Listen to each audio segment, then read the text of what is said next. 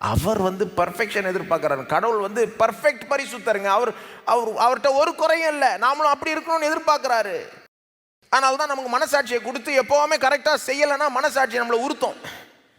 Setup பண்ணி வச்சுட்டார் இந்த மாதிரி. அவர் ஆட்டோமேட்டிக்காக நமக்குள்ள ஒரு செட்டிங்கை வச்சு எப்போ தப்பு பண்ணாலும் மனசாட்சி உறுத்துற மாதிரி வச்சுட்டார்ல. ஏன்னா அவர் ஒரு நம்மகிட்ட பர்ஃபெக்டான ஒரு நீதியை எதிர்பார்க்கிறாரு. அப்போது அதனால தான் என்ன சொல்லி வச்சுருந்தார் பழைய ஏற்பாட்டில், யார் வேணால் எப்போ வேணாலும் வர முடியாது. வருஷத்தில் ஒரு நாள் ஒரே நபர் நடுக்கத்தோடு தான் வரணும். அதன் மூலமாக சில காரியங்களை ஜனங்க கற்றுக்கணும். இவர் பரிசுத்தர், நாம பாவிகள், லேசில் அவரை நெருங்க முடியாது, இந்த பாவத்தை டீல் பண்ணாமல் அவரிடத்தில் நெருங்க முடியாதுன்றதை ஜனங்க கற்றுக்கணுன்றதுனாலே அப்படி நியமித்தார் தேவன்.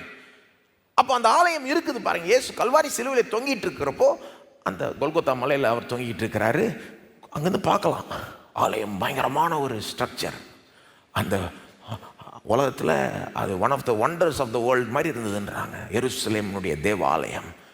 அந்த ஆலயத்தில் இவர் செத்த உடனே அந்த ஆலயத்தில் திரைச்சீலை ஒரு கர்டன் இருக்குமா பாருங்கள். அந்த பரிசுத்த ஸ்தலத்துக்கும் மகா பரிசுத்த ஸ்தலத்துக்கும் நடுவில் இது ரெண்டுத்தையும் பிரிக்கிறதுக்கு ஒரு பெரிய கர்டன் இருக்கும்.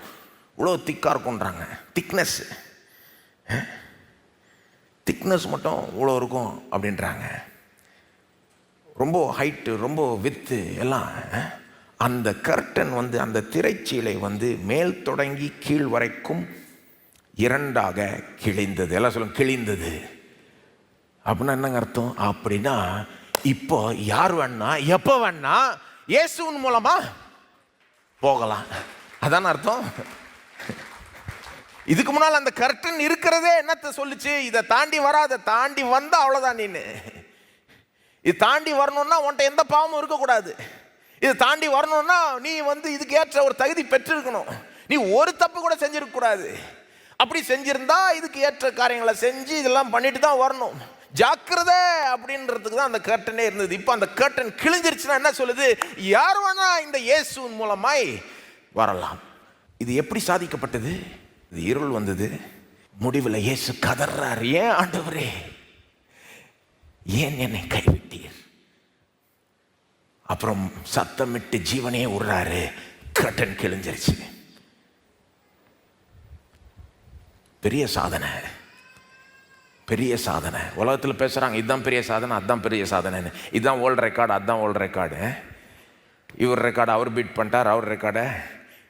நம்ம மனிதர்கள் வந்து நம்முடைய சாதனைகள் தான் நம்ம கண்ணுக்கு பெருசாக தெரியுது இல்லையா?